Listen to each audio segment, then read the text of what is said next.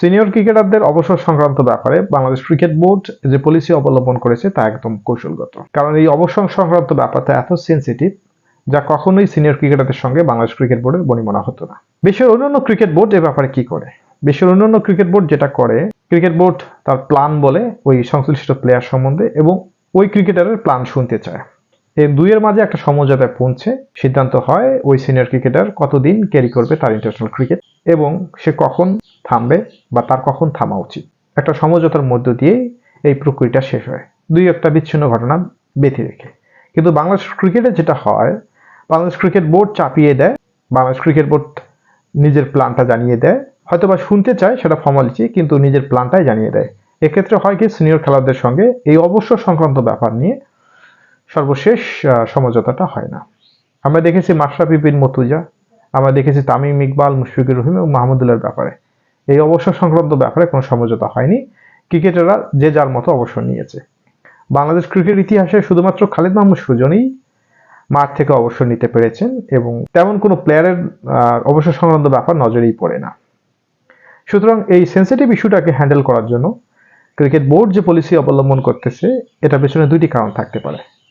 প্রথম কারণ হলো, তারা তো জানেই যে এই ব্যাপারটাতে বনিবনা হয় না এবং শেষ পর্যন্ত ক্রিকেট মিডিয়া এবং দর্শকরা খেলোয়াড়দের পক্ষ নেয় এবং বোর্ড অযাচিতভাবে চাপে পড়ে যায়।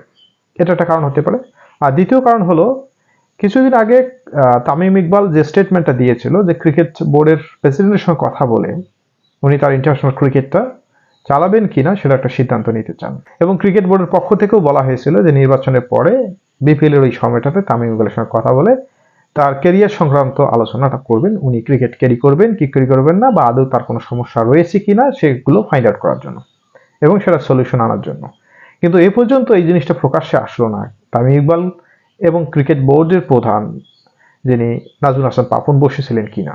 এখন এই যে ঘোষণাটা আসলো, ক্রিকেট বোর্ড বলতেছে সরাসরি যে সংশ্লিষ্ট সিনিয়র প্লেয়াররাই ঠিক করবেন তারা ক্রিকেট কতদিন পর্যন্ত খেলবেন, কারণ এই সম্মানটা তারা প্রাপ্যতা ভিত্তিতে রাখে এবং ক্রিকেট বোর্ড এই সম্মানটা তাদের দিতে চায়।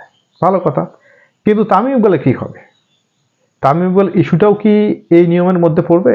আমার তো মনে হয় তামিম ইকবালকে ইন্ডিকেট করেই কথাটা বলা হচ্ছে, কারণ তারা আর তামিম ইকবালের সঙ্গে বসে এই বিষয়টা শুরু করার তেমন একটা ইন্টারেস্ট রাখে না। এখন এই যে স্টেটমেন্টটা দিল ক্রিকেট বোর্ড, এটাই ব্যাখ্যা রাখে যে তামিম ইকবালকে নিজেই বলতে হবে কোনো সংশ্লিষ্ট জায়গায় যে আমি এখন ফ্রি আছি, ইন্টারন্যাশনাল ক্রিকেট খেলতে চাই এবং বোর্ড যদি মনে করে আমাকে ডাকে আমি ইন্টারন্যাশনাল ক্রিকেটের জন্য অ্যাভেলেবেল।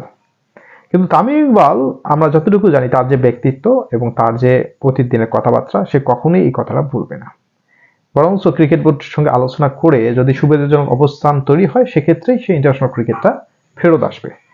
এখন এই সিদ্ধান্তের কারণে হয়তোবা সাকিব আল হাসান এবং মাহমুদুল্লাহ অনেক সুযোগ পেয়ে গেল তাদের সিদ্ধান্ত নেওয়ার ক্ষেত্রে, কিন্তু পক্ষান্তরে তামিম ইকবালের জন্য এটা খুব কঠিন হয়ে গেল ইন্টারন্যাশনাল ক্রিকেটে ফেরত আসার জন্য।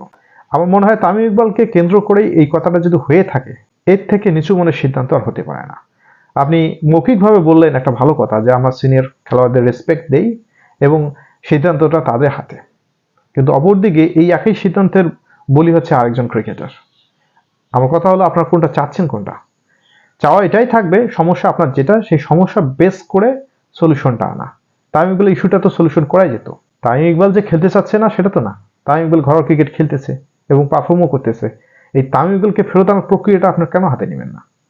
এখন ধরে নিচ্ছেন যে সিনিয়র খেলোয়াড়দের আমরা হাতেই ছেড়ে দিলাম। এখন তামিম ইকবালের কি বলা সম্ভব যে আমি ক্রিকেট এখন খেলতে চাই, আমাকে দলে নেন? এটা কখনো কি বলা সম্ভব? তার যে ব্যক্তিত্ব এবং 17-18 বছর ক্রিকেট খেলার পর একটা ক্রিকেটার কি বলতে পারে যে আমি এখন খেলতে চাই? এই জিনিসটা খুবই অড লেগেছে।